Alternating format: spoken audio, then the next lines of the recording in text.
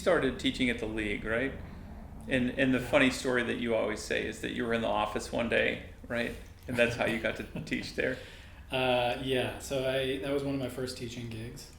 I taught a workshop there, and I was in the office signing some paperwork. I think I was subbing for somebody at the time. And they were talking over to the side, trying to figure out who was going to teach hands and feet. And whoever was doing it couldn't do it. So who's going to do this? Who's going to do this? And it was just kind of like, hey, you want to teach hands and feet? I was like, yes, I do. And that was it. That's where I got my first class. And it was great. Taught drawing hands and feet from there.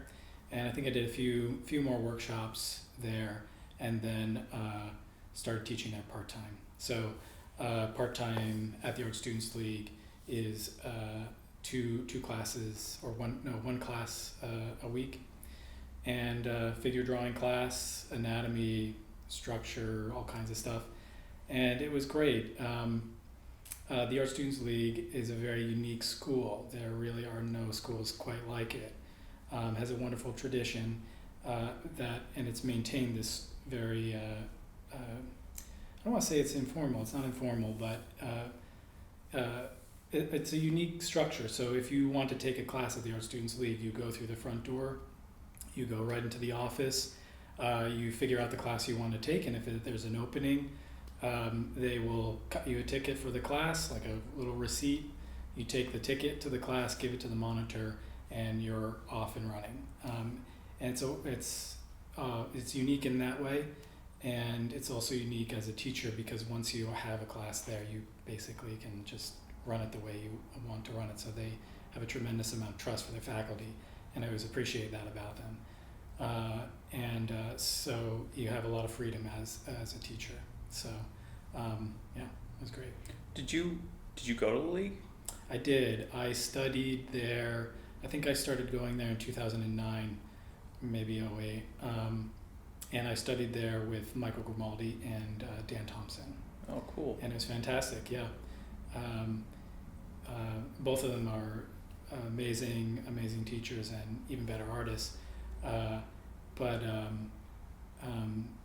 Being there in the middle of the city, I'm from New Jersey originally, with all these surrounded by phenomenal artists, and you just focus and you just kind of get drunk on the excitement. And it gave them a lot of freedom, so which I appreciate as a student because I really wanted to study with them. I also think it's a school that teaches self-sufficiency in the structure. There's no hand-holding there, so you really need to figure it out for yourself and what do you want to do. Really ask yourself that thing and find the people who can give you that. And so when you show up, it feels a little chaotic at first, but it's really just on the surface. It's really like a community, and you get your easel and you get your board going, and you wait for the teacher to come around. So yeah. Were Michael and Dan the same class, or was it two different classes you were taking? Two different classes. Michael, I think, had just started there, and there was like a part-time Friday slot, and then he quickly got a full-time thing. And then either at the same time or shortly after, Dan Thompson was doing a Friday slot. Yeah. So, and then I think teaching it during the summer, which maybe he still does, but yeah. Yeah, so it's funny because I took Michael's class at the league. So I was coming off of grad school doing animation, and so many people had said to go back to New York if I wanted to study painting. I'll keep the story short because I want to hear more about you. That's fine. So I was back at Ralph Lauren doing graphic design there, and then at night I would go to the Art Students League, and I was in Costa's class. Ah, cool. And Costa, I think, had just went from night classes to getting the day class, and then Grimaldi came in to take over his class. And I think that was 2006. And I just remember being in that class, and between Costa and Michael, I think they were just like, what the heck are you doing? because I was drawing totally different from like an academic way. I mean, they were saying that about your drawing. Like, what are you doing? Yeah, I remember just Costa coming around and being like, I'm not sure what you're looking for me to help you do, but like, he what's would. up with the Ralph Lauren logo? Yeah, but he would definitely give me pointers, and the drawing methodology much more tied, I think, to like Andrew Loomis, Okay. where you're drawing like rhythms and being playful with the forms rather than structure anatomy and like. I shouldn't even say structure anatomy. Structure anatomy was considered, but it wasn't so. It was more about like line and gesture and pushing towards like comics or cartoons and stuff like that. A way to draw it. And I always find like there's kind of a few different ways into drawing, and a lot of the times they're jumbled into thinking that we're all after the same pursuit, but clearly from their comments they were just kind of like, I'm not sure what you want me to help you do. Oh, what do you mean? What? To help me to do? No, to help me to do when I was in there. I was just in there doing these like bean, we were talking about animation earlier, like these rib cage pelvis really quickly, do a drawing in 20 minutes. Totally. Where they were maybe like 3 hours. Did they tell you quickly to like, keep your line straight and things like that? Doing a block in, was that? Yeah, I think it's just like sometimes when you get in these classes, they're just like an array of students and they're all after different goals, but we think that they're after the same thing. Yeah. And I think they were just surprised sometimes when they walked around that easel and saw me, and they're like, I don't know, maybe you want to think about structure. Yeah, I mean, what was when you were asked to do straight lines, like what was your initial impression of that? I was just kind of in there at night, just like playing. My thought was like just take some of the grad school stuff and tinker with it and see what I wanted to go with it before I really realized like accuracy was never the goal for animation. It was always gesture, pushing the pose, and can you capture something quickly, and I think that being able to slow down later I found out was such a luxury. Patience was something that can be put on the syllabus. Right. That's good. How do you bring patience? Like I can't buy that at the art store. Right. Yeah. But it was something that nobody had like kind of guided me into like taking 70 hours or 40 hours to do a drawing, and it was just fascinating to me that now I come back and look at Grimaldi and I'm like almost like a missed opportunity. Because his work is phenomenal, in my opinion. He's amazing, and a great teacher. Just still, I felt by the time I got to the league, I had learned a lot. Still had plenty to learn, of course, but I learned a lot. But I really needed someone to help me put it together, and in a way that made sense. And I had gone to a school called Ducre School of Art. Before that, they're in Plainfield, New Jersey.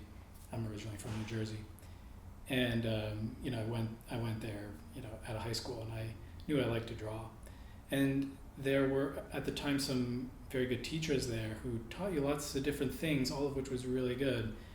But I might have a perspective class, but I didn't, and I knew this was important, and I knew I enjoyed it, but I didn't really know what the relevance it had for figure drawing. But I knew it was important, and I knew, but when I got to the league and studied with people like Michael and Dan, they could bridge those gaps and put it together in a much more thoughtful and internally consistent approach, which was just, I grabbed onto right away. And just the rigor too, their excitement for rigor and pushing oneself, being inquisitive. One of my, mentioning Ducre, who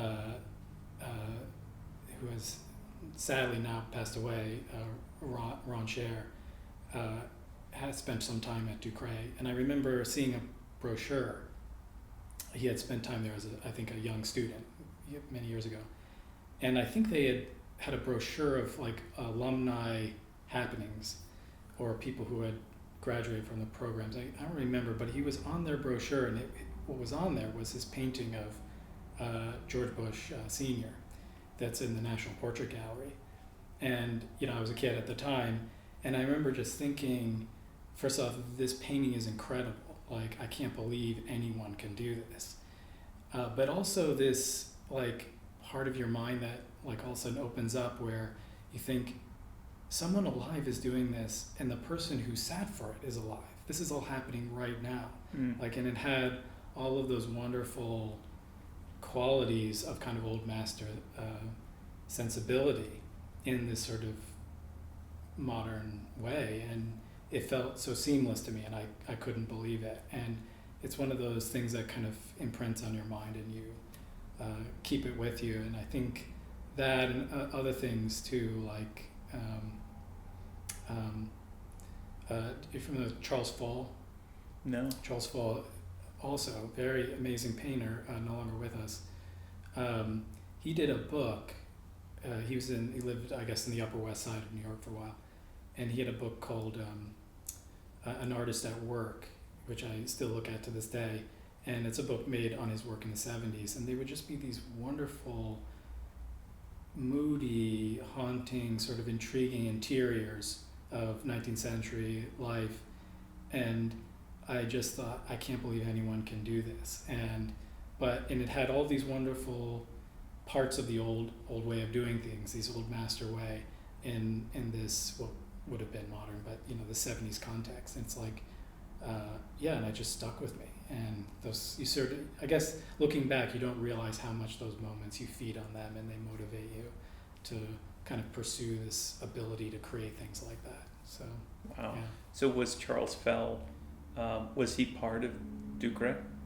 No, I don't think there was any association. I found out about him through an artist named Tim Jan.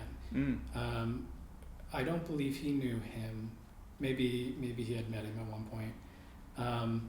He also teaching. He was teaching at Ducret at the time. Amazing teacher, very young at the time, and excited, enthusiastic. And a lot of us gravitated towards him. Similar, he just the rigor and desire for excellence. And yeah, I think he introduced me to him. There was another teacher there who was older, a pastel artist. She was friends with him, I think, and Frank Filatico, who was running the school at the time, taught the anatomy classes. I believe he visited his studio at one point. So I think there was a loose connection, but yeah. Wow, that's cool. Yeah. So he's inspired you. Ron Scher was at Ducret? He a long time ago. Yeah. We never crossed paths, but he would have been there a long time ago. I think he was just a kid. If I had to guess, there was a portrait painter, a pretty well known one, who was teaching there for years. I think he spent time with.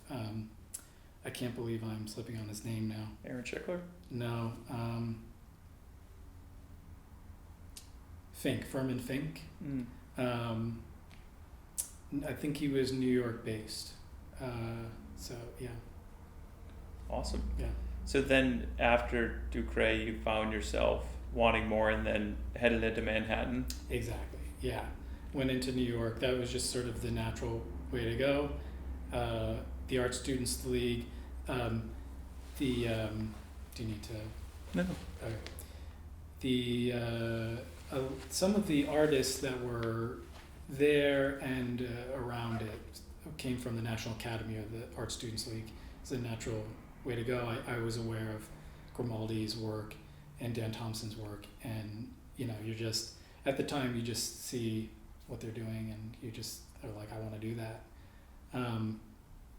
And also, I think at the time, this is going back a little ways, but like, I could put together the pieces of like who studied with who. Like there's like, who was, I think, Michael had spent time in Ron Scher's class, also studied with Ted Seth Jacobs, things like that. And so you kind of like, you see where like people are coming from, and you think, oh, this is like the direction I want to go in, Yeah. So. And Dan was with Nelson, right? Nelson Shanks? Nelson Shanks, yeah. I mean, Dan, totally. So you think they are great artists in their own right, but they also have this great sort of body of knowledge that they've been exposed to, and you're like, that's the thing I want. So that's awesome. So then, so you were with Michael and Dan at the league, and then I feel like this seems to dovetail with Janice, right? Like, Yeah. did they say like, hey, we're starting a new school, and then like 2009 or 2010? That was it. Yeah. I was enjoying being with them, and they started this new school. So I said, if that's where you guys are going, I'll go up there with you. So I think it was around for about maybe a year or even that by the time I joined in. Janus Collaborative was a small art school in East Harlem, and there Kate Lehman was teaching there, also just phenomenal artist, and Steve Perkins, a sculptor, stationed in Florida. And I didn't know, I did a little sculpture before him, but he really kind of awakened in me how much all these things were cross-pollinating each other and mutually enhancing each other, painting, sculpture, and drawing, and really they're all sharpening each other. Intertwined, yeah. Yeah, so we did ecrochet with him. We did like geometric breakdowns of the hand, and all kinds of things. It was great. Great little studio in Harlem. It was like an old wood shop with some great skylights. And I spent about not quite 3 years, about almost 3 years there. And by the time I was done, I started teaching there, and then I think shortly after that, the Art Students League. And it was great. It was a struggle. I monitored for most of the classes that I took. But it was a great education, but I had to I just look for the artists I wanted to study with, look for the people I knew who knew what they knew what they were talking about, and you just you did your best to just kind of submit to what they were saying. I like to think that's what I was doing. Maybe if you asked them, you'd get a different story. I don't know. It was good. And then actually that is where I met Jordan and Amaya, who are our artistic directors here at the Lyme Academy. And they actually were the last class I ever took. They taught a workshop that I monitored, and I was familiar with them and their work, and it was a great opportunity to monitor the class. It was a portrait class, and caught up with them later. So. Yeah. Did they teach at their Students League? Or was it Janice? Janice. But I think they did a workshop there, but not a lot. But yeah. It's so funny to see how we're all so intertwined with the same or similar stories. Like I studied with Dan a little bit at the Art Students League at night, painting, and he would come around. His class was huge, so it was like 5 minutes each student. It's like sometimes over 30 people in those classes. It was just remarkable. I did Grimaldi one summer, and I signed up, and I missed the first day, and I showed up the second day, and there was this tiny little rinky-dink spot for me to be in, and I was like, I can't fit in that. And I drew the first day, and I got yelled at for being in somebody's way, and I never returned. So by the time I saw the value of Grimaldi, because I love how beautiful and tonal and different his work looks, it's atmospheric. I was giddy to get in there. I barely got, I think it was the last spot, and then showed up a little late and realized maybe not. Yeah. But Perkins actually, the overlap for me was that he was at the Academy of Art University teaching ecrochet. Oh, cool. I think he was the head of the sculpture for grad, and he was going to be the one that I was going to take sculpture with, but I quit. Okay. And came back, and then I saw that he was intertwined now with, I think, GCA.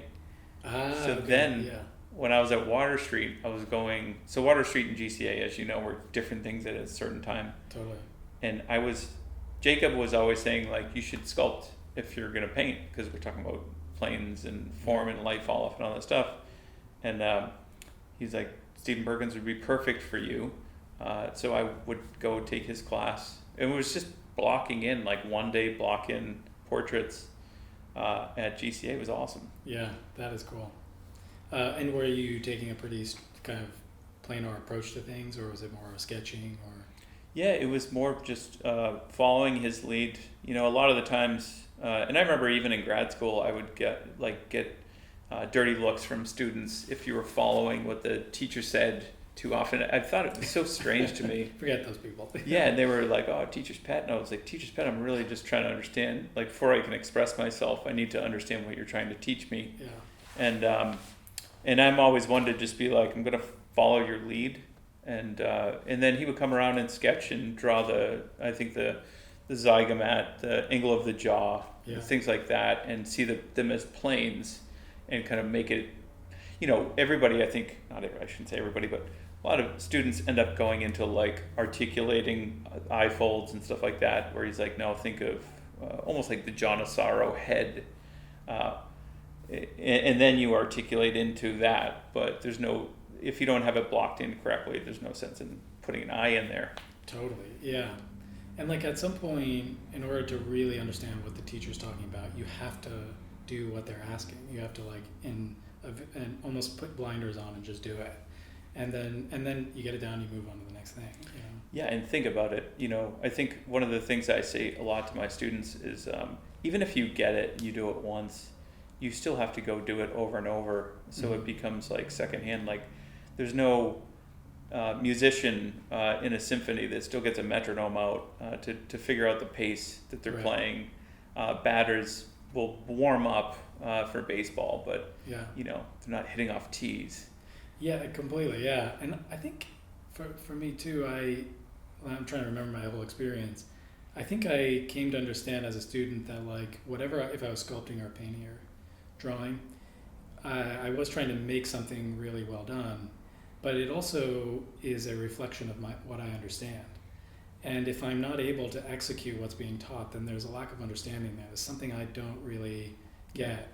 And the only way to really get it into the drawing is to by crafting that thing as specifically as you can, you now can claim to understand it and then move on from there. And really to see the drawing as a manifestation of our understanding is... Yeah, there's no such thing as happy accidents. Perfect, yeah. It's totally. Kind of, if you did it once, you should be able to get it over and over and over, and if you can't, then it was a happy accident. Yeah, exactly, yeah. Totally. And you can't rely on that, right? Yeah, and I think you and I were talking about like the Michelangelo quote, and Perkins was the one who said it, was to do a whole lot of finishes, you have to do a whole lot of starts. Yeah. So he was all on that, like, block it in. I think Chad does it here too, where you're just going in like an hour or two, just knocking it out and then tearing it down and then come back and do it again. I'm not sure if this is exactly right, but I think almost the entire first year with his students, they're just doing lots of starts to just get the major planes down, have those drilled into their memory, so there's just no hesitation later, they just do it.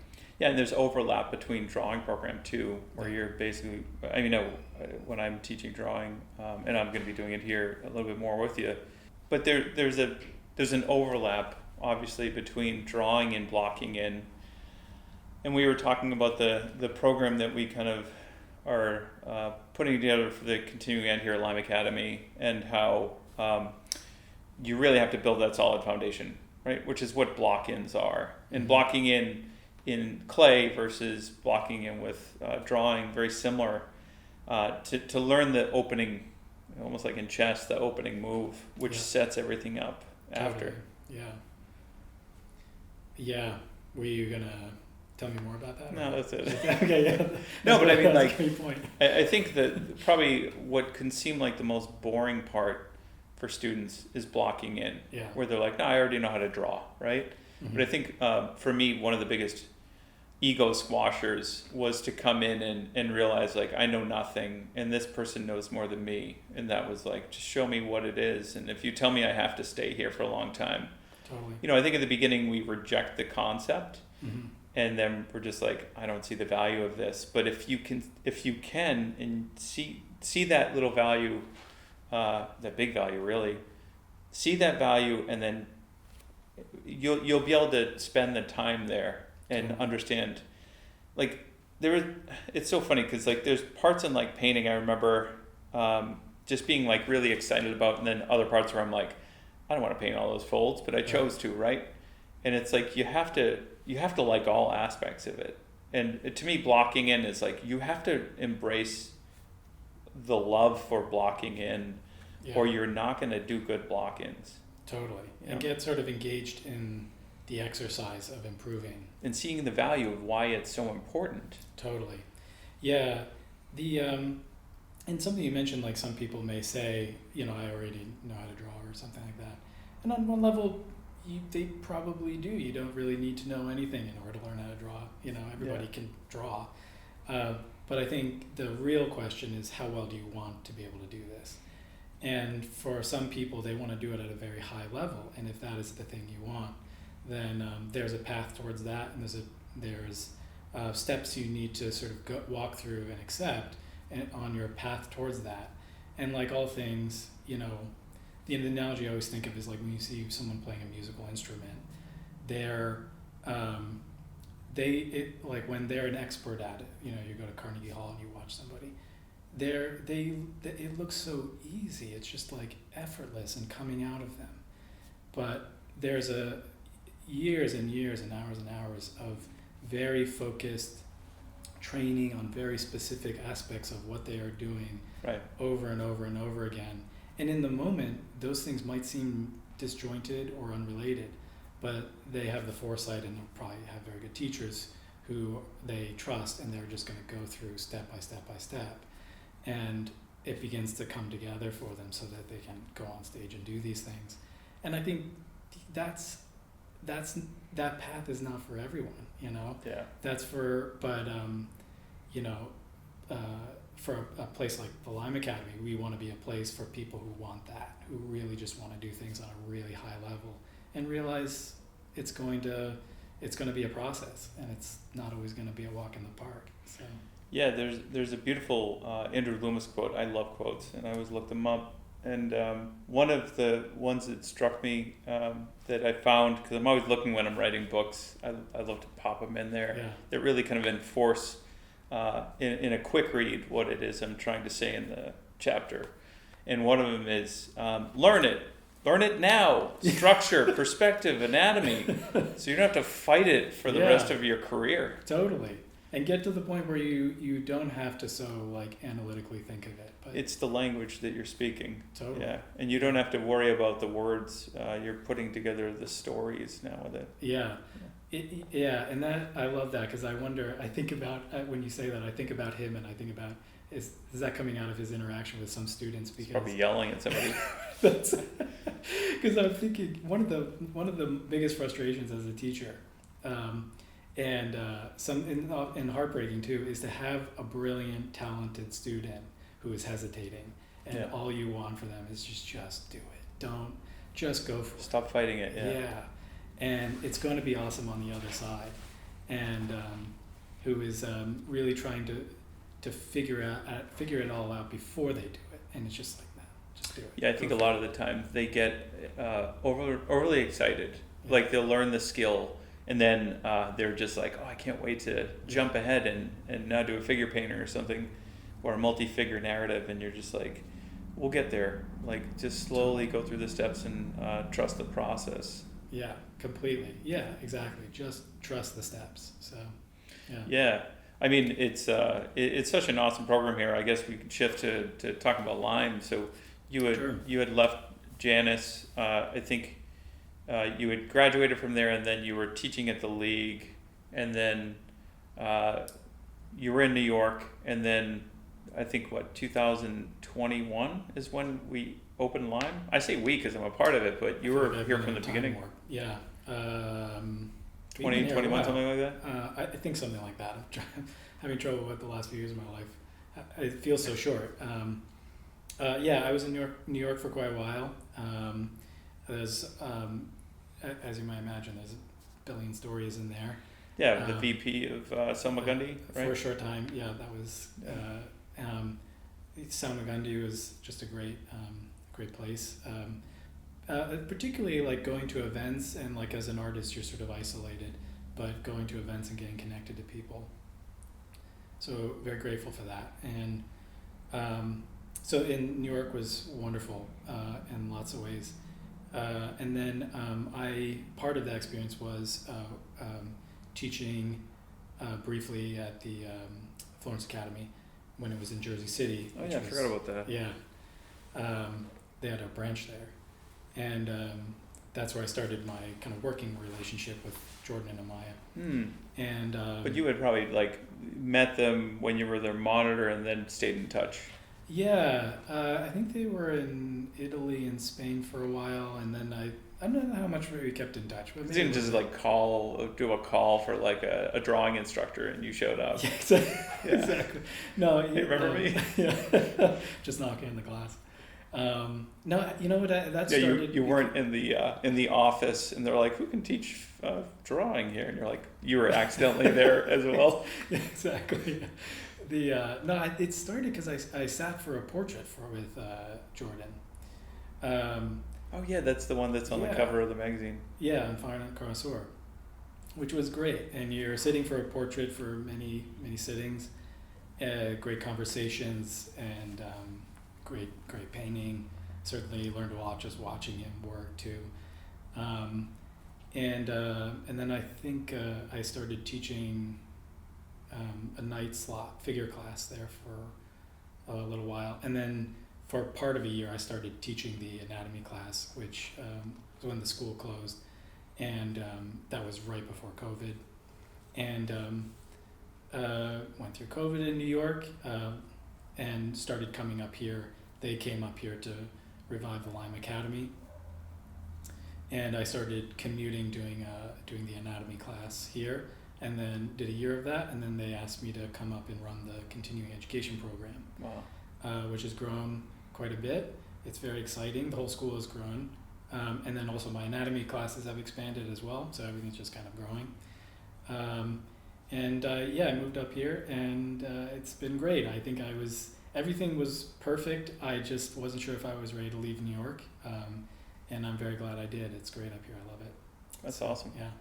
Yeah, so I think, I don't know how, but you guys got my name and said like, come do a book talk or something here. You just happened to be in the office. Yeah, exactly. I was like, hey, do you guys need some paper clips? Right, exactly. And, but yeah, I gave you the talk, and then you were like, hey, do you want to teach in the continuing ed? And I was like, I'd be honored to, but it was tough at the beginning there because I had a 2-year-old who's now 5. But yeah, it worked out. Now I'm part of continuing ed with you, and it's an honor to be here. It's such it's great to have you. Awesome place. Totally, yeah, and people love your class, so it's pretty awesome. The whole how do you sort of condense it all? It's just taken off. I think with continuing ed, we were very excited about what we were doing in our core program, which is our full-time program. And we were trying to think how can we bring as much of that into an open enrollment program for continuing ed. And so the mission is really just, to the best of our ability, put together classes with excellent instructors who get just sort of, raw, like bare bones academic quality instruction for people who just don't have the time to give a full-time commitment. And so that's always been our aim. And we kind of built it from the ground up. And when you do that, you kind of aren't really sure, like, we love this, do others? And turns out many other people want that as well. It's been very exciting. And then shortly after I came in, Chad Fisher was hired to be our sculpture chair. He's done an amazing job. I know Chad from Janus Collaborative, so we met years ago and then reconnected when he got this position. And he's built up a brand new sculpture program, which I'm also a part of. I teach the anatomy classes for them as well. And it's just been kind of unreal, like how it was only like a few years ago there was really just 12 core students in a room, and now the campus is almost entirely filled out, and we'll have full enrollment coming up in the fall. So yeah. That's amazing. Yeah. So you are teaching in sculpture and the drawing program, right? You're drawing anatomy, structure teacher at Lyme. Can you talk about the overlap you feel between those two? Because we were just talking about, I don't think enough people sculpt.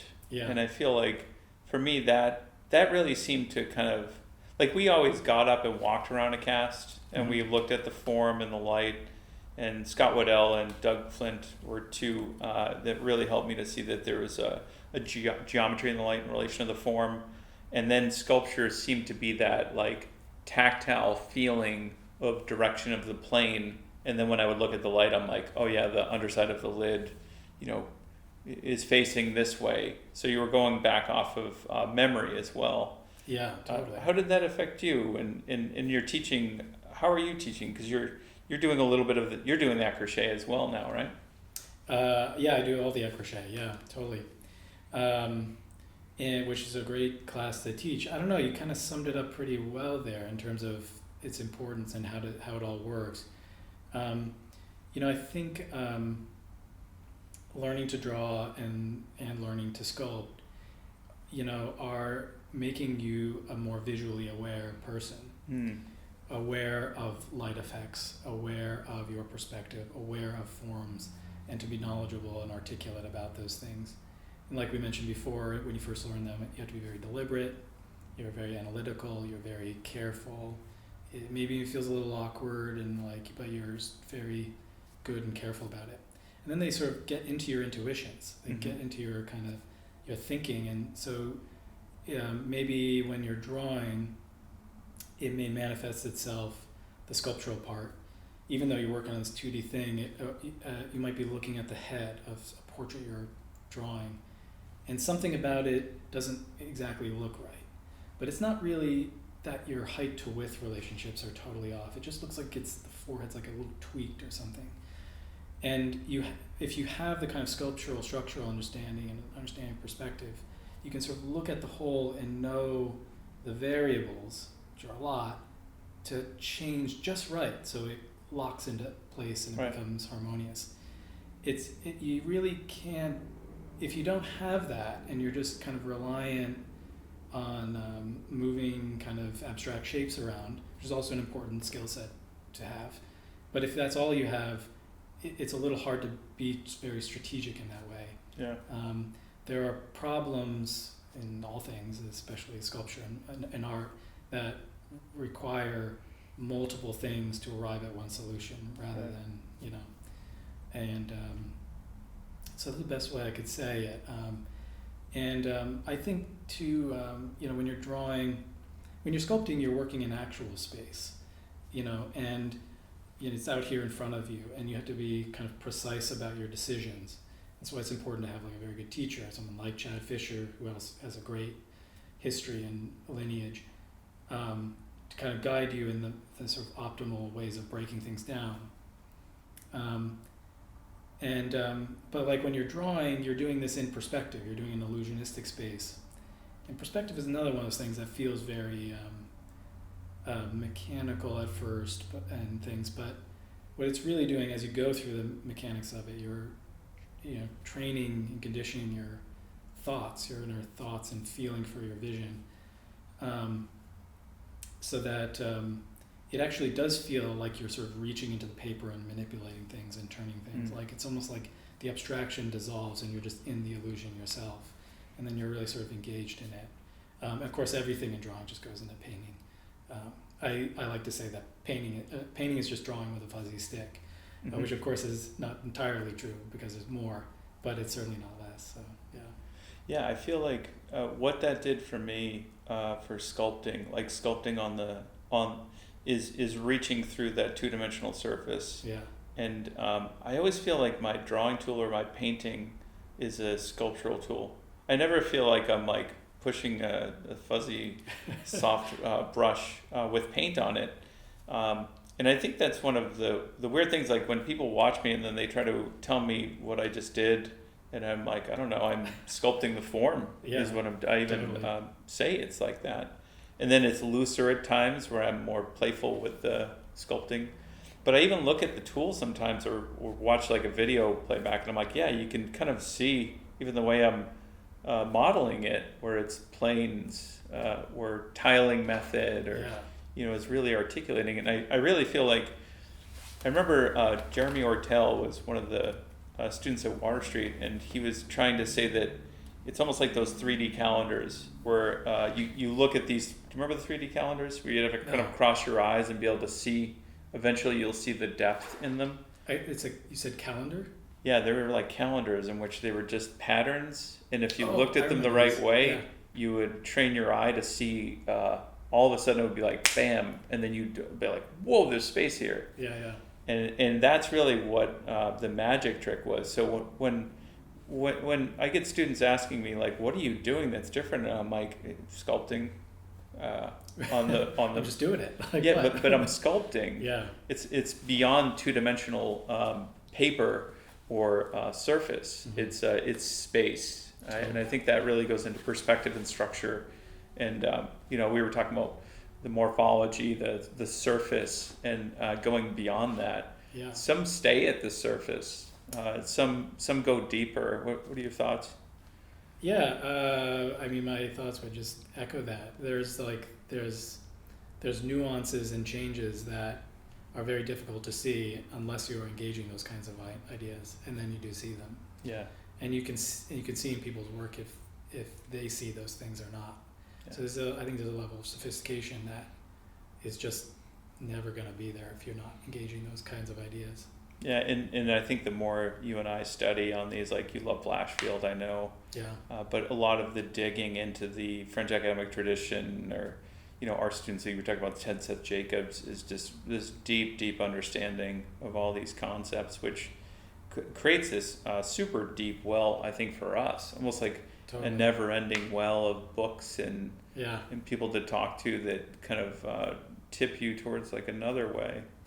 Completely, yeah. And of course, we live in a day and age with the internet and just even just free material that's out there.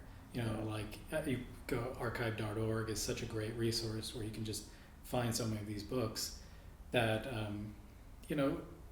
wasn't that long ago that was just, you needed to have library access to like some obscure academic facility to see those things, and sure that still exists, but certainly the availability of so many things like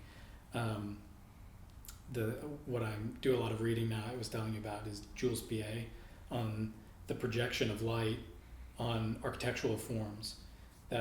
He was teaching these architecture students in Paris in the 19th century these things. And it's fascinating. I mean, I love architecture and I love learning about these things, perspective, but even just to think like this was, across the hallway they were, so to speak, doing figure drawing and painting and sculpture. This is what their architectural equivalents were learning, and it's part of the kind of soup of intellectual soup of Paris at the time. And I love thinking about it on that level too, because I know those things change the way I look at shadows in my paintings, not just aesthetically, but even just technically. Sciography, right? Sciography, yeah. Yeah, the study of the geometry of light in relation to the form cast onto another form. So the light in space, and lighting things could be done figure it out rather than having to have something sit in front of you. Yeah, and going back to the point we were making before, that also transforms the way you see actual light effects that are in front of you. And I found out about it because I have this book I got from the ICAA's website. I've forgotten the author's name, but he is writing down for the American audience the kind of Beaux-Arts curriculum that they had in Paris and talking about the importance of every step. And there's these wonderful ink wash drawings of like a Doric column that you swear are like black and white photographs. They're so beautifully done, but are done from all of these geometric work and fine ink wash modeling. And he goes on to explain it. And there's this like line in there where he's like, he's talking to these architecture students, and he's like, but we don't really need to go in depth into that part of it because you guys have Jules Piet, and you just go get his book. Like, it's just sort of like everyone knows this kind of thing. It was so common knowledge, is not even worth writing down. And I was like, who's Jules PA? And then going back to the internet point, you just Google it, find all kinds of amazing stuff. It's untranslated, I don't read French, but if you wade through it enough, and with translation technology now, you can start to really get a good sense of what's being talked about there. And so I forget what got us onto this point, but it's a great time to sort of see the precedent for many things that we're doing now, and also add a few missing pieces if there are any. Yeah, absolutely. I think in what that really digs into is just that there's a deep sense in the work of the ones that we really admire, and it's not very much just kind of surface. Very, very well trained in understanding of everything. I always feel like when I'm teaching this stuff, like perspective, because I've taught perspective at Mass Art in Boston. I think what it does also is it opens the eyes to students, so that it's kind of like, you may not have noticed this before, but there's 1 point perspective, 2 point perspective, there's also a 3 point perspective, and taking that and saying, like, now go out in the world, just go look today and notice it, right. Yeah. And I feel like even when I do portrait, I'm like, think about the rotation of the head as a sphere, or the center line, and just look at people on the train today, Yeah. and sketch them and see if you can catch that. Yeah. And you begin to kind of notice everything. It's really, I think the artists are the ones who stop and smell the roses, but they're seeing something very, very deep. Completely, yeah. And I always thought it felt a little like waking up from the Matrix kind of thing. Like all of a sudden you look out in the world and you see something. It's all the same, but it all looks completely different. And perspective is one of those things, because it just, all of a sudden your experience is filled with vanishing points, and all of these lines are you sort of see the hidden structure behind the material things. So I think a cool thing to talk about, it's always cool to like walk around your studio and see what you're working on, because it's everything between like teaching tools and teaching drawings on the wall, and we were talking about like doing rotations, because you're trying to bridge the gap between three-dimensional structure knowledge and sculpture. But you're always reading. You and I always kind of geek out when we get together, and I give you stuff. You always give me a little seed, and then I go and do like a Piaget kind of thing. But who are some of the ones that are influencing you these days, and where are you with, like, because you and I are kindred spirits in that we're always looking and digging deep to get to the roots. Yeah. What am I thinking about right now? I do a lot of portrait commissions, so I'm working on a few of those right now. I don't know if you can see these mannequins back here. And then right now, actually for years now, I've always been interested in architecture. It's always around building and architecture. Like I grew up in a part of New Jersey, had some beautiful old houses from like the turn of the century. Actually, some people might know about George Post. George Post was the architect for the New York Stock Exchange building, beautiful Beaux-Arts building. And I remember being in his house as a kid, because my dad's a carpenter, so he'd work on these houses. And not a huge house, but beautiful, very grand. And I just I think early on those things were sort of planted in me. And then I remember going to New York and seeing sort of Beaux-Arts Grand Central Station. Everyone's familiar with that. Incredible stuff, and just being in these spaces and thinking like, this is so amazing, like so sort of fills you with something, and so life affirming about it.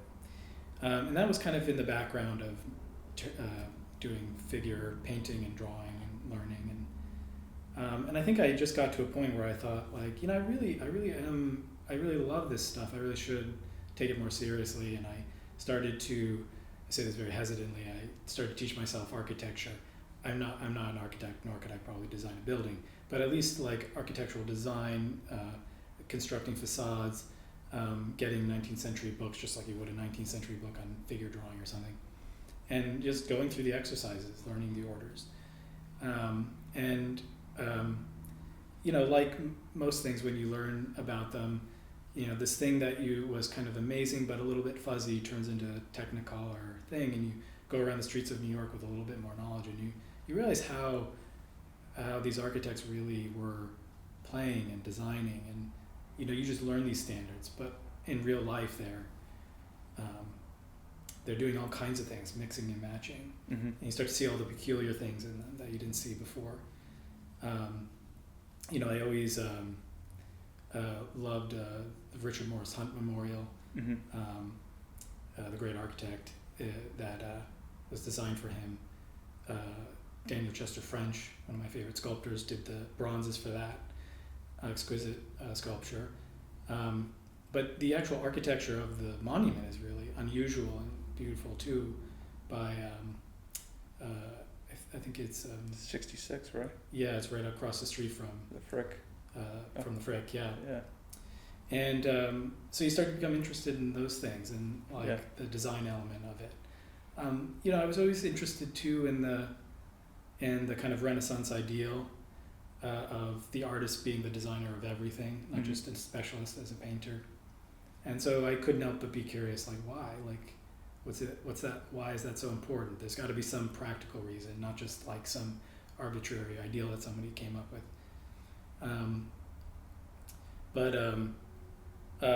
Learning about the union, not just of sculpture and drawing, which we were talking about, but also what does architecture have to do with that? And because historically, of course, these were brought together. I think too, before the Art Students League was the league, it was the Arts Building. I think, if I'm not mistaken, on the top facade of the building, it still says sculpture, painting, and architecture.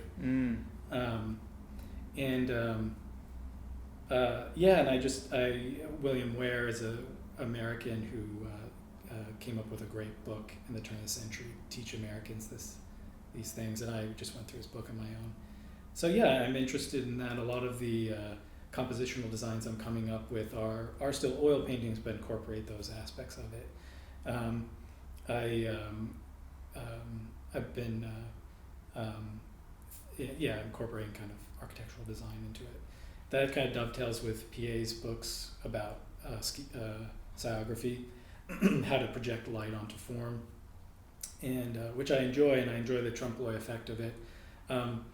It also kind of was just another way to fabricate something that I already wanted to fabricate. So if I could fabricate it in marble or limestone or plaster, that would be equally satisfying to me. So thinking about. I remember an architect. I met several architects in New York who were very generous with their time, pointing me in the right direction. So I certainly didn't come up with all this on my own. One of them introduced me to the Wellington Monument that's in St. Paul's Cathedral in London. It's named after Wellington, who's buried there. I think he's buried there. And it's architecture, sculpture, marble. It has these two allegorical figures that are kind of very Michelangelo-esque, like larger-than-life female figures who are like have shields and they're like stabbing demons in the neck, and they're like look like they're falling over. It's just over the top. And I say this whole story now. I can't remember the artist's name, but he's a famous British painter. He's known for doing genre scenes. But anyway, my friend who in New York sent me the quote by him, and he was asked, how can you do all of these different arts so well? How can you be a sculptor, architect, interior designer, painter? And his reply is, I know about one art. And of course the one art is design. And to be an artist who thinks of themselves principally as a designer first and not a specialist in any particular medium is something I find very attractive and try to implement in my studio practice. So I'm always trying to learn some new design quality to get interested in. Yeah, and also a good teacher. Like I hate when I hear all the time like those who can't teach, and I'm like, No, I don't think so. Right. I don't think you've had a good teacher then, Right. if you're saying that. But I don't know. I have so many weird, crazy stories of Yeah. all the things that I've done, but they've influenced all the experience, and it's a deep well for me to always pull from Yeah. when it's like, what do you want to paint? And I'm like, I don't know. Like I was totally almost going to go into architecture when I was at Mass Art, and I just found like three-dimensional forms as being very, very interesting. It's not something I had sculpted a lot as a kid, but working in like a space. And I found that like once I came into painting and now I'm talking about it as sculpting the forms, I see that I was trying to, at an early age, at 18, 19, 20, trying to put that into my work. Yeah, totally. You mentioned teaching too. Like the best teachers, I think, are people who are just interested in all kinds of things and they enjoy sharing it. And a lot of times teaching is really kind of structured sharing. Yeah. And it's all of the teachers I know that have affected me are like that. They almost can't wait to kind of talk about this thing that they themselves are interested in. So, Enthusiasts. yeah. Yeah, for sure. At Mass Art, I remember one of my reviews. Did you have reviews at Ducray or no? No, I don't think. What do you mean by review? Like they review work or something? Like every quarter, every semester at the end, we would have the faculty come together and look at your work as a whole. I think we do them here at Lyme. I think Jordan and Maya have to do it, but thank God I don't have to do it. Yeah.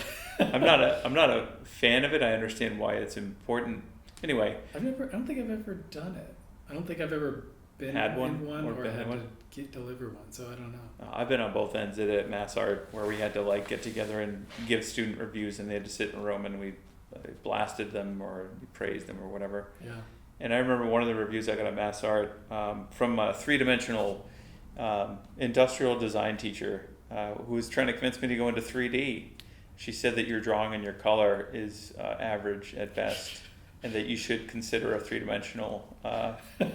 And I thought, like, wow, that's It also suggests you'll never get good at those things. well, that's the interesting thing is, like, I think some people can take that and be like... And here you are, you wrote the book on it. Well, that's what I think is incredible, is, like, some people can either take that and be like, poor me, I'm going to drop out. And I just took it as, like, well, I want to learn all those things. Yeah. And I want to learn three-dimensional sense. And you're basically telling me my strengths, and I love it, and I'll play to them, but I also want to work on my weaknesses. Totally.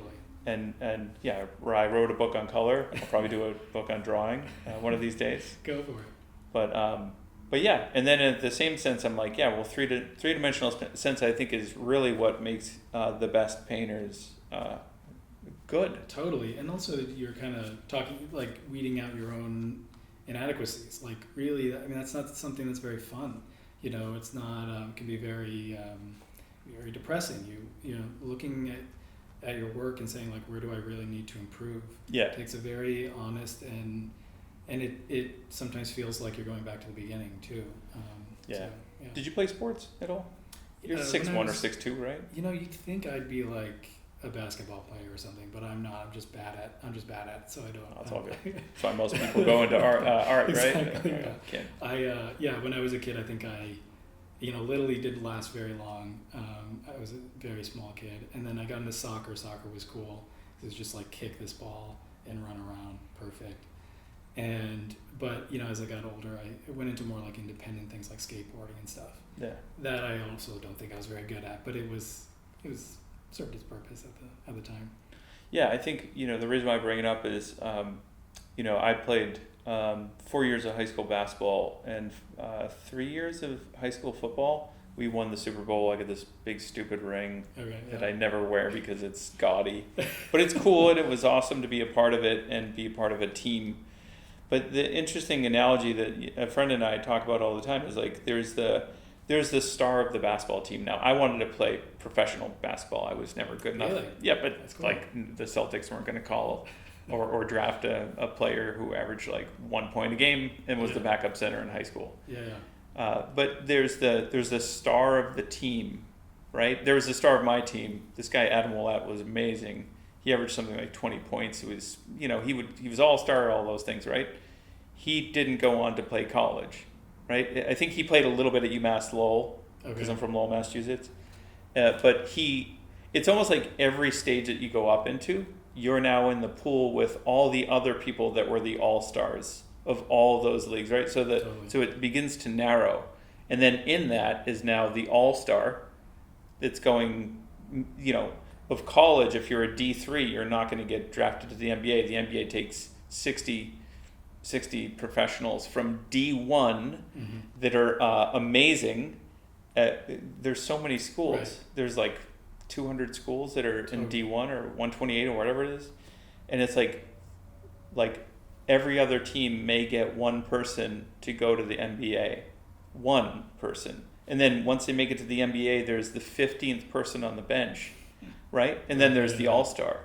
Yeah. So every time it just keeps narrowing, and I think taking the ability to see where you're at and just say, like, here's a realistic analysis of you, and you don't understand color and drawing. Again, for me, that was like I can either cry over it or like realize, how do I become the best? Yeah.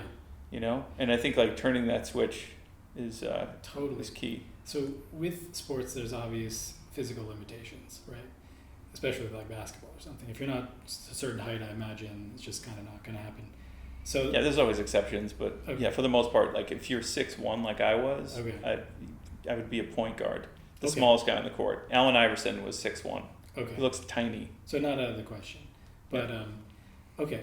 So those things aside, did you, unlike drawing and painting, did you experience the other kinds of doubts with basketball? Where you're like, yeah, is this really what I want to do? Maybe I want to do something else. Or yeah, I think what it was is that my mom probably could have played professional sports, and she was amazing, and she's the one who showed me how to play, and I wanted to be good like her.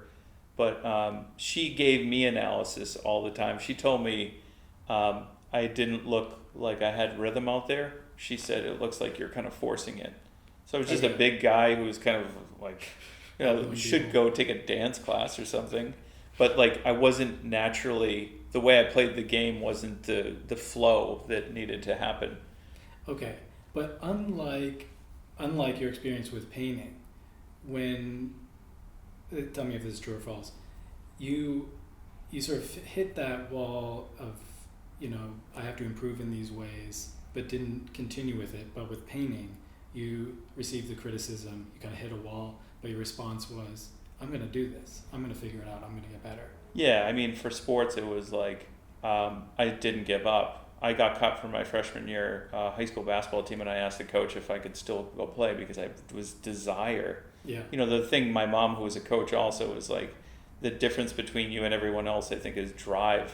Like, when people give up, you just keep going. And I still feel like part of me is like, am I smart or stupid for continuing to go down this path? Because I see the people that went to Mass Art with me, and they're not, a lot of them are not even doing it anymore. Right. And I'm just like, I can't imagine how anybody would not still be doing it 25 years later. Right. And I'm just like, I guess they just didn't desire it. Maybe they had different life things happen. But for me, I'm like, I guess I'm stupid for continuing to go. And they're all like, I can't believe you made it, or all these things. And I'm like, I had no choice. But would you say too, this is kind of where I'm going with it, that your choice to continue, adversity and all, felt like a very natural choice for you? I think what it was is that basketball was extremely difficult to get really good, and I didn't have the talent. Yeah. I was good. I wasn't great.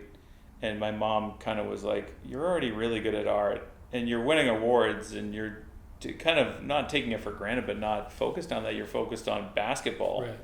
And like, if you put the same drive and energy into art, because I think the other part for me was like, no one in my family had gone to college. So my dad didn't graduate high school. My mom went to like a year of community college. So we had no path to follow. Okay. So for me, I was like, I don't know, is there a future in art? It's hard as a kid to sort of envision that if there's no one in front of you. Yeah, I think I was like, my dad was in the Army, and he got drafted, and he was a mailman, and I thought like, well, I could go in the Marines or something, and I think I had like gone to to get enlisted or something. It was like, maybe I'll go there, and they were calling me all the time because I was big. Yeah. Not big, but I was 5'10" or 6 feet in high school. But yeah, and then it was like the focus kind of shifted, and then once the focus shifted, I won a ton of awards in high school. I'm sure you did too. And then like again, it's the big fish in a small pond into everybody won an award to get into mass art, and then from there, how do you become the best? And I still wasn't the best. I just feel like I never stopped doing it. Yeah. And then it's kind of the needle in the haystack idea. The person that finds the needle in the haystack isn't the best needle finder. The other people give up first. That's good. Like and the person just keeps going.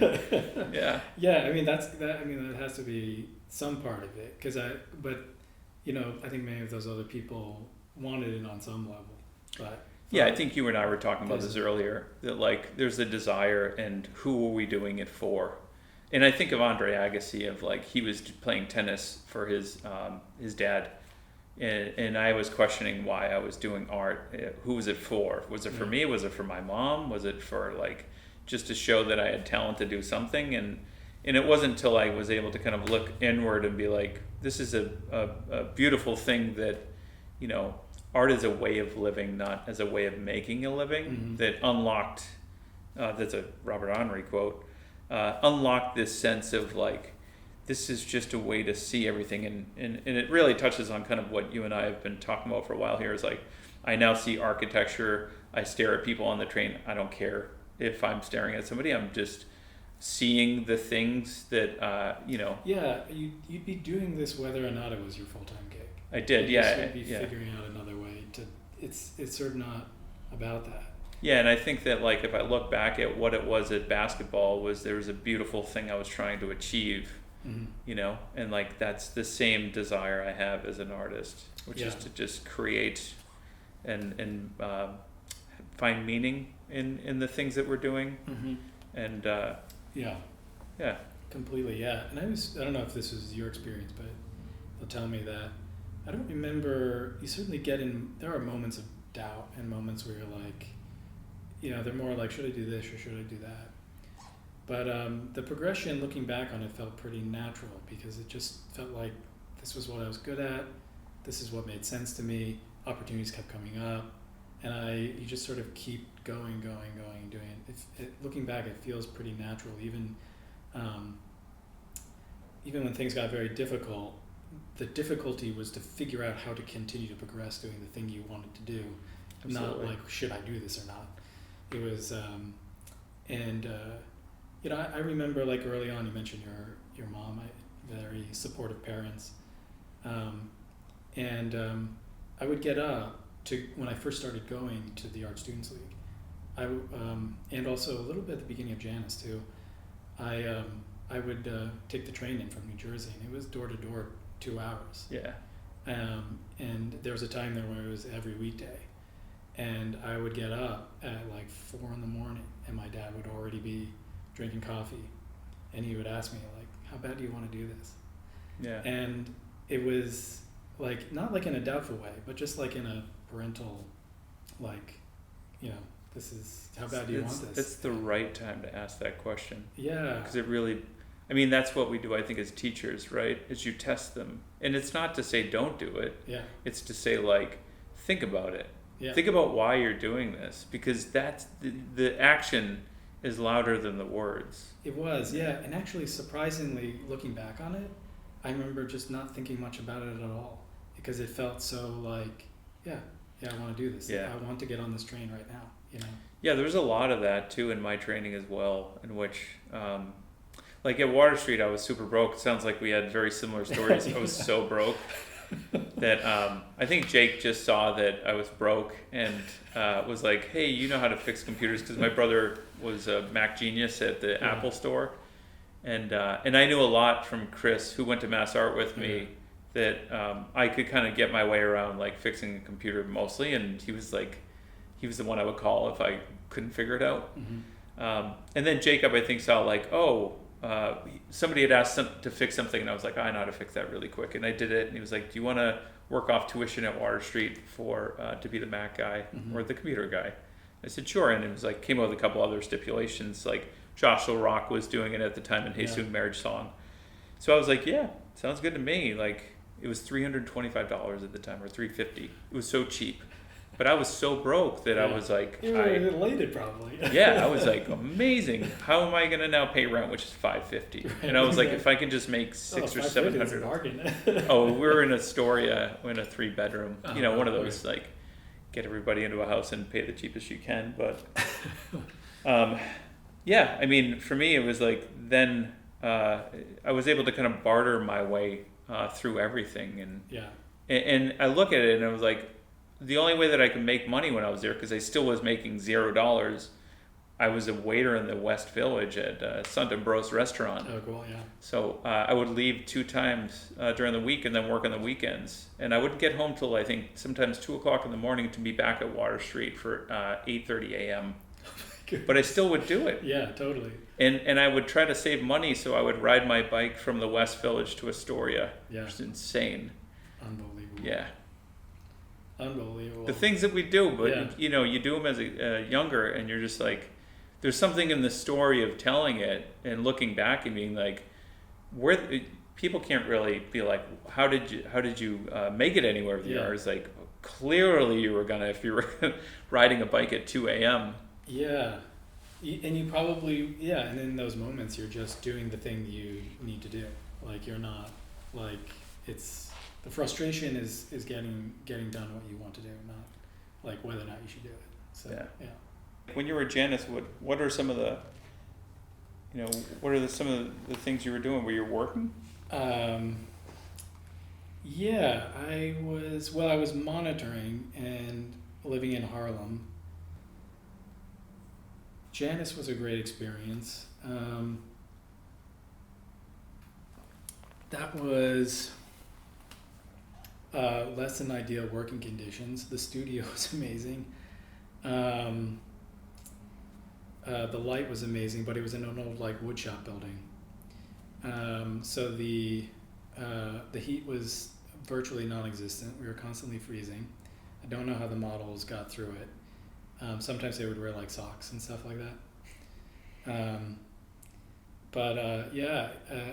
We would put so there's those old industrial paned windows, and they're huge because built like a mill or something. Almost like an old mill. Exactly, or it was like kind of like a mill, and of course the windows are full of holes. So in the winter it's just blowing in and out, and the heat barely worked anyway, so it didn't really matter. So we kind of taped up the size of the window with big sheets of plastic you get at like a hardware store.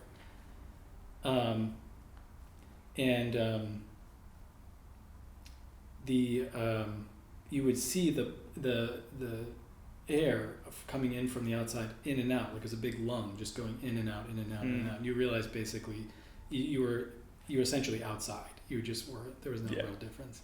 It was so cold. And but yeah, again, it's one of those things, you're talking about adversity, you're just like the substance was much more about getting the substance of what was being taught than it was to care about a hole in a window, right? Totally. I don't remember for a moment thinking, I got to get out of here. Yeah. Like, I was just like, how do I stay here? Like, or how do we make this work? Yeah, how do we make it work? Like it's a duct tape, piece of duct tape away from falling apart. Exactly. Yeah. But yeah, in terms of like how I made it through that, like, before I moved to New York, I worked a lot. Like, I mowed lawns for a while. Worked with my dad a lot, like just doing carpentry work. There's where I'm from in New Jersey, there's various, like, it's very equestrian. So there's like different estates that have lots of lawns that all need to be cut. So you would sort of work as like a farm hand. Push mower? No, they had like nice fancy ones. Oh, nice. So like you'd be on this ride-on lawnmower, and you'd have like a gallon of water, and they'd be like, well, see you later, just come back when you're done. Yep. And you just mow and mow and mow. Weed whacking, you have to weed whack all the fences. Make it work. Like that. It was just like, yeah. But one of them too was a pretty good paying job. I actually managed to save some money with that one. I also would, like, they'd have I didn't really have any experience like working with horses, but sometimes you'd help. So they'd be like, okay, move this horse over to this other stall. You know, how do you do that? This thing is huge. And so they like, I remember them giving me the rope and telling me how to hold this horse. And just then when I knew how to do it, I just stood there and looked at this huge animal and being like, what? Like, it could do whatever it wants. Like, I mean, what am I going to do? But it just followed you. Yeah, it could overpower you. Oh, it could squash you in a second. But yeah, it did exactly as you led it to do, and it was amazing. And but you know, stuff like that. It was it's a part of New Jersey that a lot of people don't know about. It's a sort of beautiful farm country. So yeah. So you must have a sweet spot for like, you know, students that are struggling and trying to like work and also do things at the same time. Totally. It's not ideal, but there are definitely like advantages. It's always great to give yourself fully to something, but I think the advantages is you know, you're more likely to have a much more realistic picture of things. Yeah. If you can dedicate the time. If you can. Yeah, if you can. Yeah. Or I mean, a realistic picture of life. You know, yeah. You're more likely to have if you're working and making your way that way. And I think, you know, there's less of a tendency to waste time. You know, when you're there to work. Whereas if, you know, you can kind of come and go as you want, you might be more casual about things. But I say that, but there's wonderful and talented people who appreciate the gifts that they have and the advantages, and they go for it, and they're better for it too. So I certainly didn't have every advantage, but compared to many, I have only things to be grateful for. So I think everybody just has to, you know, regardless, they just use the time they've been given. You know? Yeah, just figure out a way and make it work. Yeah. I remember I left Water Street for a year, and I was just broke. I was still broke. Totally. Like even with working at nights and paying $5.50 for the I think it was $5.50 or $6, whatever it was, and I was still like maybe making $800 a month. Yeah. I mean, $200 for food. Totally. In travel to get into Manhattan, that I was presented with an opportunity to work at Ralph Lauren for a year and make, I think I made like $100,000, and I was like, I don't even know what $100,000 was. Yeah. So somebody had like asked me, I was always connected back to Ralph Lauren, and I feel crass about kind of throwing money out, but you know, I was connected to Ralph Lauren, and somebody had said like, they were looking for a freelancer graphic designer, and I was like, sure, I'll throw my hat in the ring. Mm-hmm. I'll just give them a number that if they say yes to, I would be stupid not to do it. Right. And I went into the interview, and he said, how much do you want? I said $50 an hour, and he said, okay, can you start on Monday? And I was like, what? Did I say 50? I said 75. Yeah, but I was still like $50. Yeah. Like, you said yes to that, and I remember just going home on the train. I think it was 97,000. I was like, if I worked every 40 hours a week for 52 weeks, that's 97,000. I could leave and come back, and I'll be I don't have to work. I don't have to go through this craziness. Totally. And I did it, and then I did GCA, because Jacob was merging Water Street and GCA, so I did GCA at night with Cami to do my cast painting, and then when I came back in the program the next year, I just finished. So I did like 3 years, but I never finished like sequentially, just kind of pieced it together. Yeah. Yeah, I mean, even like in the beginning too, that's really hard. But I even remember there were times when I was like working as an artist and teaching, and like I hit a rough spot like at one point, and I was thinking like, how am I? You know, you sort of really, how am I going to do this? And I think there was like a misalignment with teaching. I don't remember the circumstances, but it was a rough spot. And a good friend of mine, her grandfather needed a new gazebo built in New Jersey, so I'd take the train out there. You're basically a carpenter. And I was like, and I remember thinking like, it ended up being a great experience, and it totally helped me a lot. But you know, it wasn't exactly what I wanted to do at the time. You know, I was like, I want to paint paintings and teaching, and I just was in this spot, but you gotta do what you gotta do. Yeah. And so even those moments where it feels like you're not exactly backtracking, but you have to piece it together. And even when you think it's going well, you're going to hit rough spots even then. So Well, it's a balance of what it is that you need and what it is you can do, and money is a factor in it, and right, if you don't have any, right. you got to go make it to do the thing. So yeah, I wouldn't have done it another way. I think it actually makes for an interesting story. Yeah, no, I have no regrets about it at all. It was great. Yeah, I would say like probably Janus Collaborative was like the really roughing it experience, but and the league was great. The league has great facilities and big studios, but yeah, like you mentioned before, like you'd get a lot of Dan and Michael were popular teachers, and you'd go in and there'd be like sometimes like 40 people in there, and you just have like a little chair here in the corner, and you're like, I'm just happy to have this corner. Let's just go. Yeah, and you got all different aspects of people at the league too. People that were Totally. just doing just there in their own blissful little way, drawing, and some people were really interested in what Dan and Michael probably had to say. Mm-hmm. I mean, I do love the league, and I still teach workshops there from time to time. Yeah, and it's a great slice of New York. It's a beautiful building on 57th Street, and it's as diverse as the city itself. So, from there, I'm trying to think of other things. So what did you do immediately after Water Street? After Water Street, it's so funny because after Water Street, I was in the fashion world for a while at Ralph Lauren, which was my tie to New York. I got a job as a waiter in the plaza, and then I got a job in the art department at Ralph Lauren 2004 to 2005, and then realized I didn't want to do it, and then went to grad school, thought I'd be an animator, came back, turned into a painter. Okay. But I freelanced at Ralph Lauren off and on, and I had been doing it kind of remotely, and I did it all the way up until Water Street and Water Street GCA, and then through GCA they had me doing these small little projects, and then Gina, my wife, was there. That's where we met, and then she was like, they're looking for somebody to freelance for 3 months, and I said sure. Somebody was on leave, and Tim Holmes, the guy who's the art director, was like, he loved me, and my brother worked there too, so my brother's kind of intertwined with these stories. Right. Yeah. And basically, he was like, I'd love to hire you, and I was like, I'm trying to, be a teacher and also a painter, even though, painting's so hard to sell paintings that I was like, I'll teach and do it. Mm-hmm. And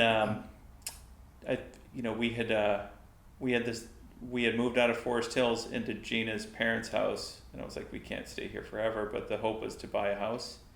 And if you wanted to buy a house and get a mortgage, they would need to look at your taxes from the last 4 years. Okay. I was like, well, good luck with that.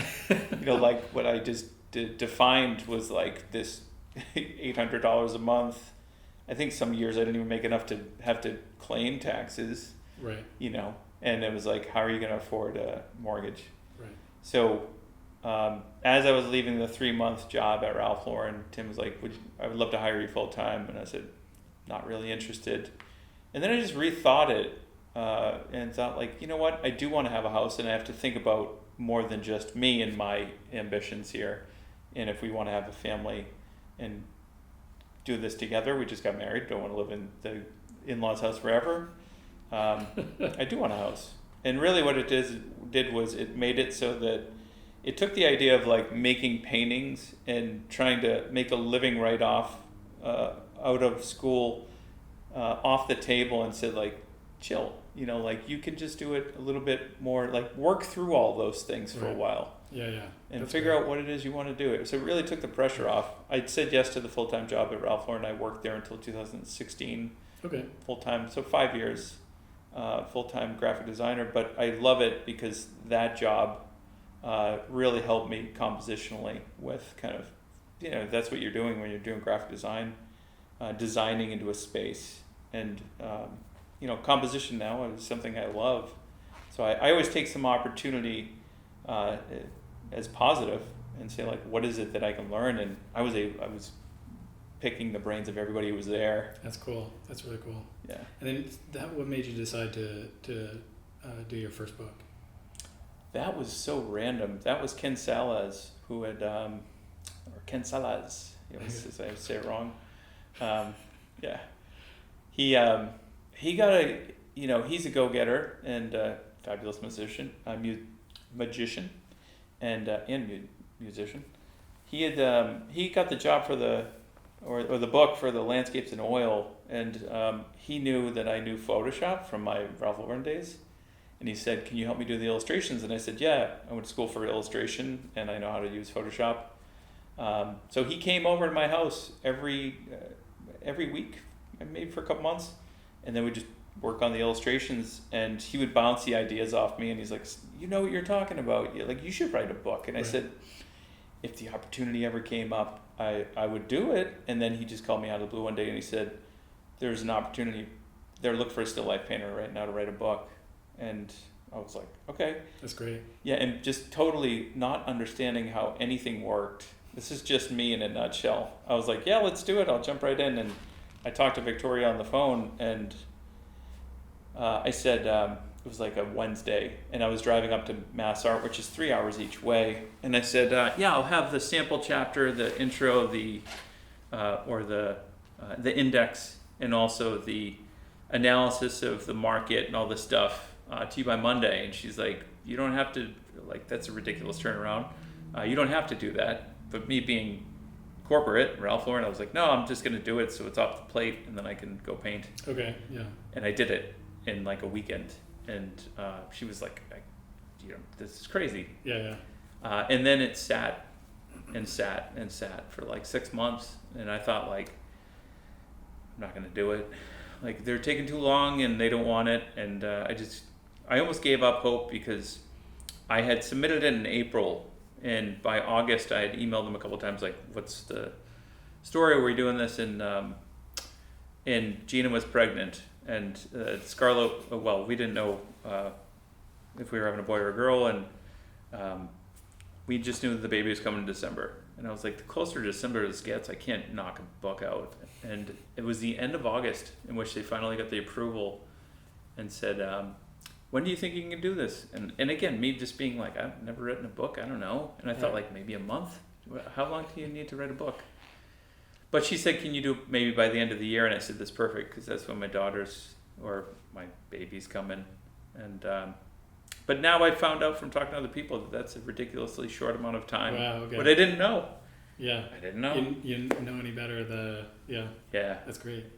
Yeah, and a lot of people ask how long it took to write the book, and I'm like 6 months. Yeah, that's awesome. Yeah, but the thing is, these concepts are in our head. Just like if you had to write a book, it's not like I had to go figure out how to draw and paint. It was like, no, I just have to get it out and then put it in an order. Yeah. And I think that's what teachers do well, is restraint on stuff and introducing it at the right time and putting it in an order that makes sense. Mm-hmm. Yeah. To sort of organize and order something that's very organic in your mind.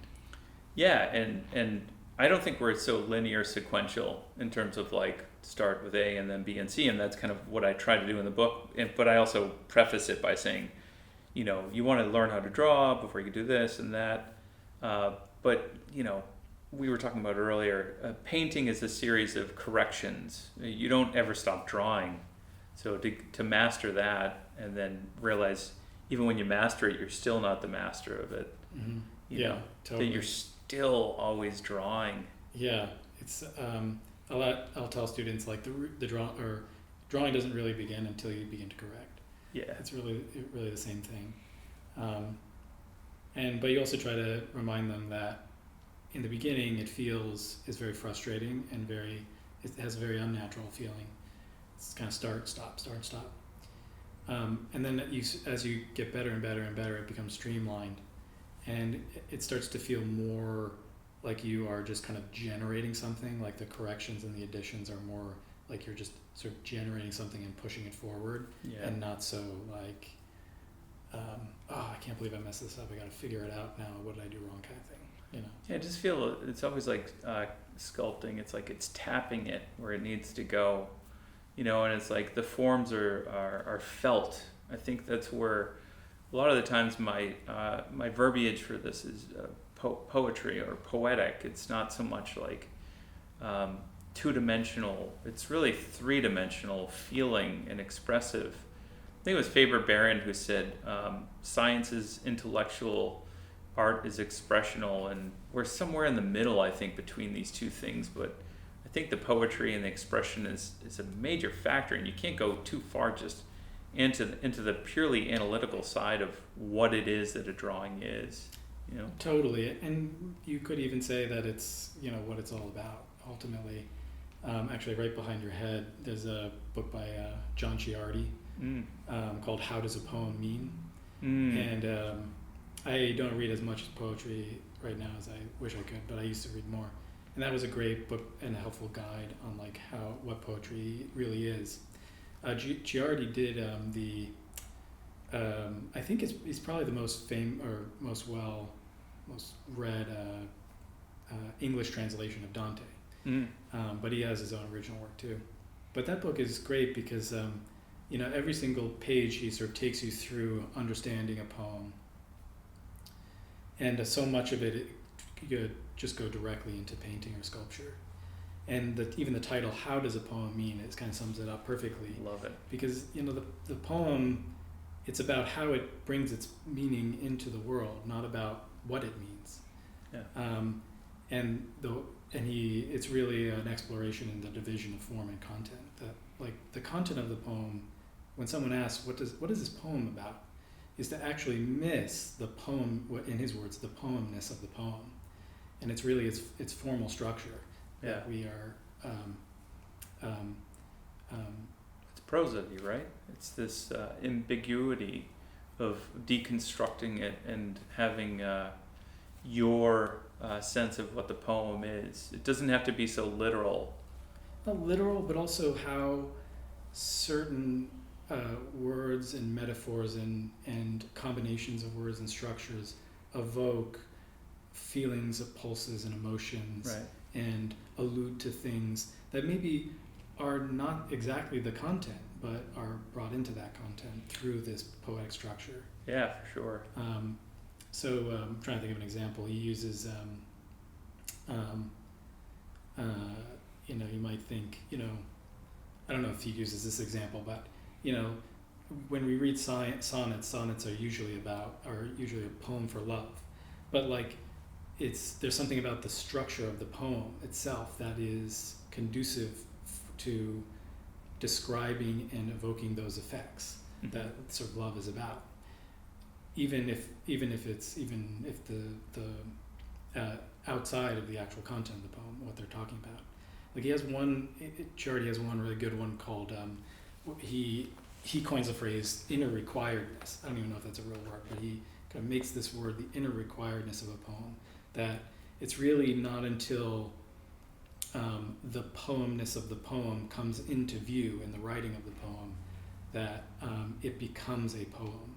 And it takes a long time, and he has the word inner requiredness, that it's sort of folding in on itself. It's this kind of self-contained thing. And I just thought, you know, there's just such a direct link to that with a great painting. A great painting, it's, regardless of its content, its formal structure, its edge qualities, its textures, its composition, you know, the kind of layout of the kind of shapes or whatever, is sort of harmoniously making a kind of very real and potent feeling that it's all sort of a part of itself and interrelated. I